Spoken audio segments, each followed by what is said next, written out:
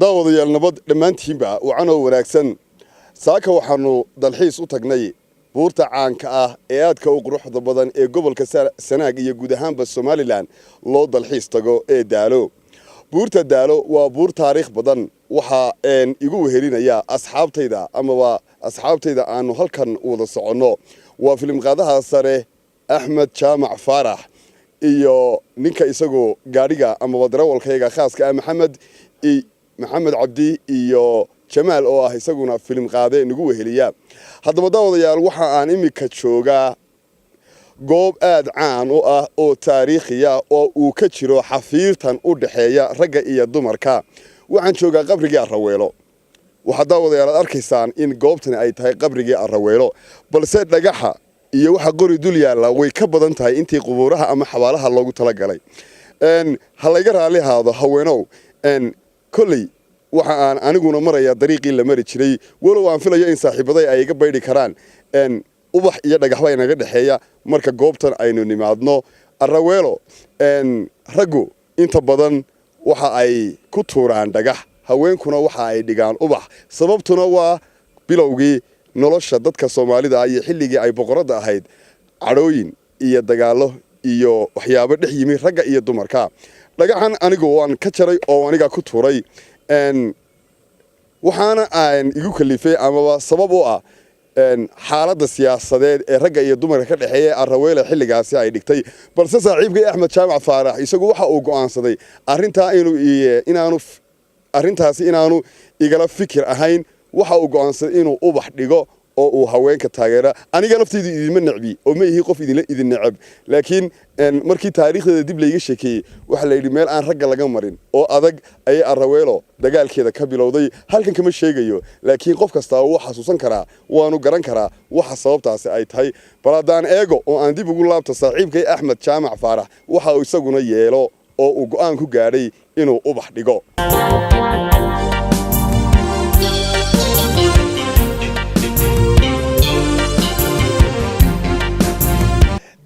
dood gaaban oo na dhexmartay ani Axmed Jaamac waxa aan go'aan ku gaarnaanay Axmed Jaabal inaan weydiiyay sababta uu Axmed nooga baydhay ee uu dhagaxii uga baydhay ee uu ubaxa u dhigay ee uu u raali geliyay xaqii haweenka Axmed maxaa ku galifay arinta horta marka hore saaxiib waxa weeye dumarku wax laga maarmo ma waxaan la kala dhagaxdo dhigana rag oo dhan ma dhigin rag ka baydhay baa jira marka waxaan anigu damiirkaygu laba qof oo nahay oo socda marka aduguna hadda dhagax dhigtay inuu dhagax dhigno wax u ma aha aniguna waan xagga soo dhaweynta aan dumarka wax la lacam ah wayna dhaleen wayna dhaxlay wayna dhalay intaba waan ku ogahay laakiin su'aal kale laakiin adigu waxa weeye wali macaan ka dumarka mad gaadhino laga hayay marka Axmed adigu margoodi ama dumaashida iyo islaantii baad raali gelinaysayo margoodi la raali gelinaya inta ka mid dumarka raali gelinaya sidee waayde daawadayaal Axmed sidaad arkaysaan waxa uu ka baxay fiilkii kelinimada anigu laakiin wali ina yar baan oo Axmed iyo dheereeye iyo isku daamanihine haddana ka bixi doonaa markaas inay heshiin doonaa haweeno xamse Cabdilaahi Maxamed waxa uu ka mid yahay macallimiinta wax ka dhiga dugsigan Karin ee ku yaala duleedka Daalo ama albaabka laga galo Daalo iyo buurta Surad waxaan weydiin lahaa bal hada isaga laftiisa dhacdooyinkan markaad cilmiyan dib u eegto maadaama macallintooda aqoonyaha tahay gabadhan Araweelo la yiraahdo dagaalka adag inaga dhaxeeyo iyada inaga iyo haweenkana ubaxaya dhagaxa maanta inaga dhaxeeya ay sababteeda iyadu leedahay bal hada maxaa taariikh haysa waxaan taariikh hayaa waxaan maqlay inay marka hore asaliyan ay ka soo jeedo Masar ay ka timi boqortooyo la burburiyo Masar kamid ah ka bacdina ay regionkan iyo deegaankan timi dabadna ay maamulka asaastay dabadna ay wixii markaas rag ahaa ay jirabtay oo yacniga aqliga badan ama fikradu ay ku jirtay dabadna ay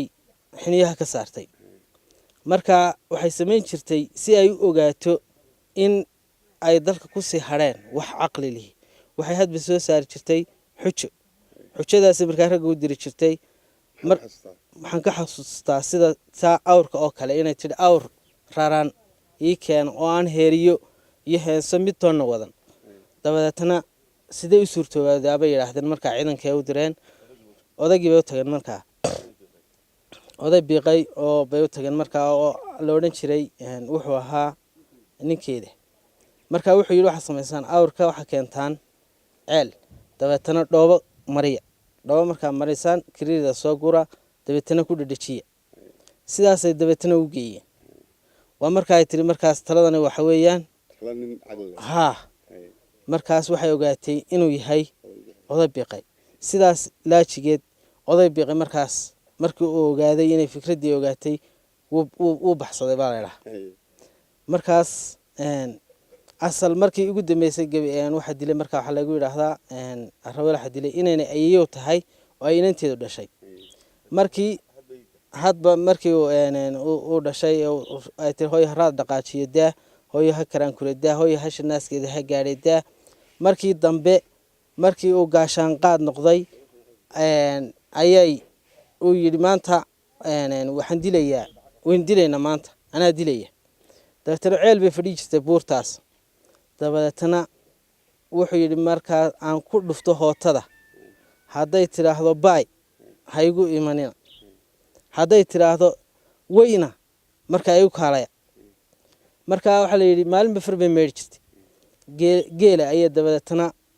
marka la soo arooriyo bay odhan jirtay celiya geela maantana far baa meedh lae dabeetana geelii baa lasoo horay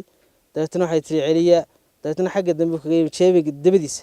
buu hootadii kaga dhuftay dabeetana markaasay tiri baay halkaasay ku dhimatay dabadeetana waxaa loogu xidhay baa layidhi awr ayaa dabada loogu xidhay dabeetana awrkii baa jiiday meeshii cad ka go-aba dabeetana waxaa laga dhigay maallo maalladaasaa dabeetana waxaa lagu ururiyaa rag waxay ku ururiyaan dhagax bay ku tuuraan yaa dumarkuna caleen bay ku tuuraan waxay ku yidhahdaan ayay hadhso aad iyo aad ayuu macalin xamse u mahadsan yahay waxaan filayaa weli dagaalka araweelo iyo raggu weli ma dhammaanin waa taa aniyo axmedba maanta dee arrintuna dhex marayso axmedna dee waxoogaa uu raalli geliyey xaajiyadii iyo marwadii iyo ubadkiisii aniga lafteedu inaan bad galay baan u malayno alla xaal og laakiin barnaamijkanena